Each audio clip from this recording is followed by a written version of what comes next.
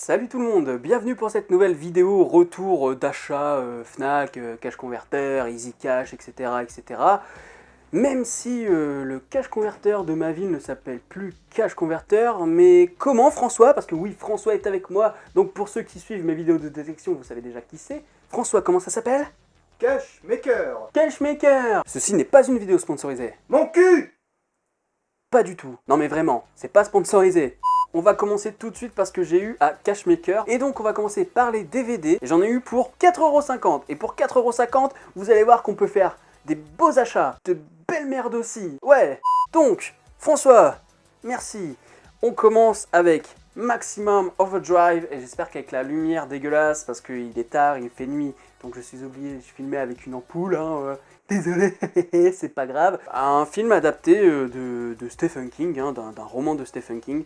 Donc je sais pas exactement ce que ça raconte, je vais vous faire le synopsis. Tout commence par des incidents sans gravité, un distributeur de billets insulte les clients, jusqu'ici tout va bien dans un roman de Stephen King. Une enseigne lumineuse invite les passants à aller se faire voir, normal encore une fois. La situation devient tragique lorsqu'un pont mobile échappe à tout contrôle. Désormais, toutes les mécaniques sont autonomes et ne semblent poursuivre qu'un seul but, débarrasser la surface du globe de toute présence humaine. La technophobie les gens. Ensuite on a quelque chose d'un peu plus pourri, je le sens très bien que ça va être de la merde, mais c'est pour mon mémoire, parce que je travaille sur le film d'action, et plus précisément Sylvester Stallone dans les années 2000-2010, donc il faut que je m'imprègne un petit peu de tout ça. Et il faut que je m'imprègne aussi de Chuck Norris un petit peu, et donc là on a Octagon.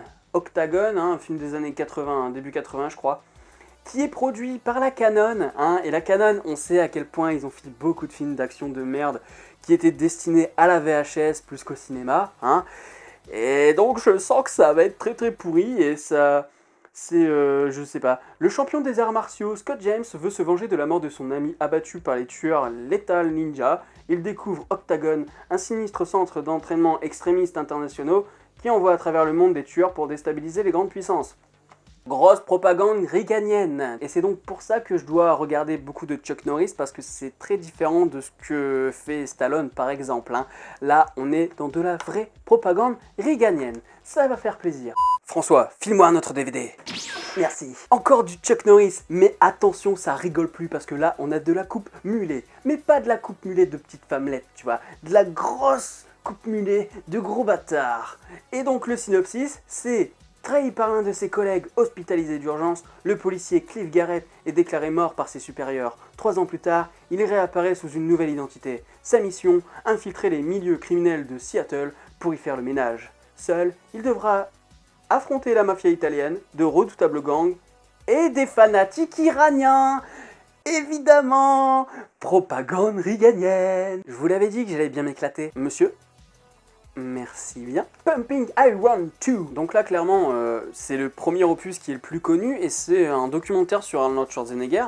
Donc le premier documentaire, que je n'ai toujours pas vu, je pense qu'il est plus axé en fait sur la manière dont il sculpte son corps pour devenir Mister Univers, tout ça.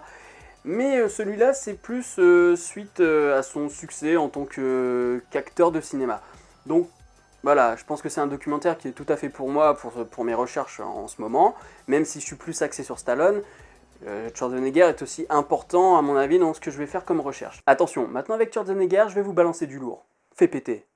Merci. True Lies de James Cameron. Oui, je le prononce à la française parce qu'en fait, il faut savoir que True Lies, c'est un remake d'un film français. C'est un remake de La Totale. Alors, je sais plus quel réalisateur c'est, mais en tout cas, c'est un remake d'un film français. Et c'est signé James Cameron, rien que ça. Et maintenant, tu fais gaffe à ta gueule parce qu'on va parler de Sylvester Stallone. Cliffhanger dans ta gueule. Cliffhanger dans la collection Action qu'on s'en bat les couilles parce qu'il y a limite pas de bonus et parfois pas de VO. Heureusement, ici, il y a une VO. Même si les VF de Stallone dans les années 80 sont trop cool. Ah oui, mais là on est dans les années 90, du coup en fait c'est Richard Darbois qui le double, je crois. Oh, j'ai rien contre Richard Darbois, mais il y a vraiment un problème, j'ai vraiment du mal avec les films avec Stallone dans les années 90, parce que comme c'est Darbois qui le double, j'ai pas l'habitude et ça me gêne. Mais c'est quand même Stallone, et Stallone c'est trop cool. Alors attention, maintenant on va se la jouer. Gros cinéphile, gros puriste, gros élitiste, le genre de film que vous êtes 10 en France à l'avoir dans votre DVD Tech, à tout péter. Ouais, j'exagère un peu, mais François s'il te plaît. The Shock. Et voilà, le seul intérêt que j'ai eu à l'acheter, c'est parce que j'ai vu que c'était Lon Chaney qui jouait dedans. Et Lon Chaney, faut savoir que c'est le fantôme de l'opéra, par exemple, dans les Universal Monsters, et qu'il a beaucoup travaillé sur les maquillages, justement, de ces personnages du Universal Monster. Donc pareil, ça notamment, j'ai fait un article dessus sur top250.fr, donc si vous voulez jeter un œil, je mettrai peut-être le lien en description. Donc là, je sais pas du tout ce que c'est, hein. The Shock, c'est un film de 1923, je crois, 1923. Et donc c'est Wiles Dealing, un criminel estropié qui opère dans le quartier minable de Chinatown à San Francisco, qui est envoyé dans la ville bucolique de Fallbrook par sa mystérieuse patronne. Il rencontre la virtueuse et belle Gertrude. C'est vrai que Gertrude c'est ultra sexy comme nom. Et donc il la rencontre, et puis cet amour sans retour inspire Wiles à ne plus mener une vie de criminel. Alors je sais vraiment pas ce que ça va donner. Pour finir sur les DVD, un petit ovni, un objet filmique non identifié, que vous ne reconnaîtrez peut-être pas. Lévitation, lévitation, lévitation. Oh putain, qu'est-ce que c'est que ça? Time Rider. François m'a montré la jaquette. Je me suis dit, mais qu'est-ce que c'est que ce truc? Alors, on a une moto, on a des trucs ultra 80, typiques de l'esthétique 80. Et à l'intérieur de ce motard, on a 3 cavaliers de western. Du coup, qu'est-ce que c'est? Qu'est-ce que ça veut dire? Au départ, il m'intéressait pas beaucoup. Et en fait, quand j'ai regardé la jaquette arrière, j'ai vu sélection officielle du Festival d'Avoriaz. Et le Festival d'Avoriaz, en termes de films fantastiques et de SF par la même occasion, c'est assez culte. Donc je me suis dit, tiens, pourquoi pas tenter. Alors par contre, j'ai l'impression que je n'ai que la VF, et ça va m'éclater parce que c'est le genre de film qui est ultra mal doublé. Donc, je vais vous faire et ça se trouve, je me trompe sur le doublage, mais il y a des chances que ce soit de la merde, parce que généralement, c'est pas top. Donc voilà. Synopsis. En 1877, au Mexique, un étranger sème la terreur parmi la population d'une petite ville. Poursuivi par une bande de truands, ce nouveau venu est Lyle. Lyle. L-Y-L-E-L, tu te démerdes. Un motard projeté dans le passé, alors qu'il participait à une course de motocross. Cette situation incroyable va opposer une bande de hors-la-loi à un motard rouge bondissant et filant à une vitesse incroyable. Voilà, ça promet, ça sent le bon film des années 80 qui sort un peu de nulle part, un peu à la manière de Buckaroo Banzai, quoi. Je me demande si on n'est pas dans cette optique-là. Donc voilà, un mec qui fait du motocross et des cow-boys. Voilà comment je pourrais résumer le film, donc on verra ce que ça donne. Voilà, tous les DVD, je les ai eu pour 4,50 globalement, parce que vous avez remarqué, c'est pas des films de ouf, c'est pas des éditions collector ou quoi, mais ça peut m'intéresser pour mes études. Donc je me suis dit, pourquoi pas, pour 4,50 avoir tout ça, et des petits trucs qui m'intéressent aussi à côté d'un point de vue strictement personnel. Je me suis dit, pourquoi pas. Maintenant, je vais vous montrer ce que j'ai eu à la Fnac pour 35 €, même si sur les 35 €, en fait, il y avait 30 € que j'ai eu en e-carte suite à une réunion consommateur. Donc, François, merci. Il est gentil, François.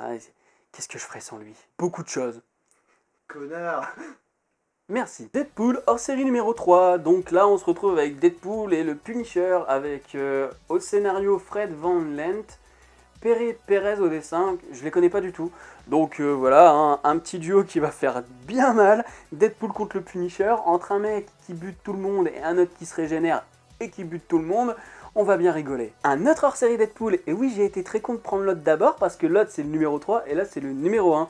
Et donc là c'est Deadpool avec le symbiote, donc c'est Deadpool Retour au Noir. Donc là c'est Deadpool avec le symbiote, et je pense qu'on va bien rigoler, parce que le scénario c'est Cullen Bunn, qui a déjà pas mal bossé sur Deadpool. Je crois même que je vous en avais déjà parlé, je crois que c'était pour le Retour des Morts Vivants, enfin Deadpool le Retour des Morts Vivants. Comics, monsieur, s'il vous plaît.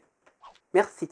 Il faut sauver le soldat Wilson. Et pour finir, j'ai acheté un comics que je voulais à la base quand il est sorti.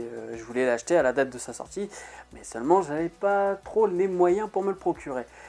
Pourtant il n'est pas si cher que ça, vu que c'est Power Rangers qui est à 10 balles. Mais j'ai quand même préféré en fait à l'époque choisir quelque chose dont j'étais sûr que ça allait m'intéresser.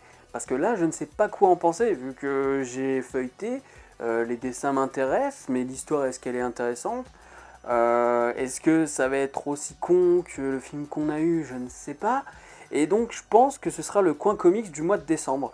Donc si ça vous intéresse de l'avoir pour le mois de décembre, que je vous le présente pour le mois de décembre, dites-le moi en commentaire. Sinon, si vous préférez que ce soit un Deadpool ou que sais-je, Proposez-moi ce que vous voulez dans un coin comics. Comme ça, je verrai un peu ce que je pourrais faire pour décembre. Mais il faut prendre en compte aussi que un coin comics pour décembre, ça inclut qu'il faut que j'ai lu le comics avant. Donc comme celui-là, je pense le lire assez vite, il pourrait que ce soit celui-là, mais ça pourrait être un Deadpool, ou peut-être quelque chose d'autre, mais il faudrait me le proposer assez tôt. Et je rappelle que le coin comics, c'est sur ma chaîne principale. Donc Morgan et son ciné. Parce que oui, il y a des gens là, ils se disent, mais qu'est-ce qu'il me parle de coin comics, il n'y a pas ça sur sa chaîne. C'est normal, c'est sur la chaîne principale. Donc, si ça vous intéresse, faut me le dire en commentaire. Voilà, je pense que c'est tout. Donc pour l'ensemble, là, tout ce que je vous ai montré, j'en ai eu pour 40 balles quoi. N'hésite pas à me dire en commentaire ce qui t'a intéressé dans ce que j'ai acheté, ce que tu n'aurais pas acheté, ce que tu as déjà peut-être aussi, ce que tu as lu, sans me spoil s'il te plaît, parce que pour moi c'est que de l'inédit, hein, même dans les films je les ai jamais vus, même True Lies je l'ai jamais vu. Donc voilà, hein, pas de spoil s'il vous plaît dans ce genre de vidéo, ce serait pas mal, notamment pour ceux qui n'ont pas vu non plus. Et puis likez si vous avez aimé la vidéo, et puis partagez-la peut-être aussi si vous voulez faire découvrir des petits films comme celui avec Lon Chaney, voilà, qui n'est pas très connu je pense. Voilà, j'allais dire c'est tout pour moi, mais on n'est pas dans un sketch là les gars. Donc voilà, le like, le petit partage, etc. etc. Et puis je te dis à la prochaine sur la toile. Salut.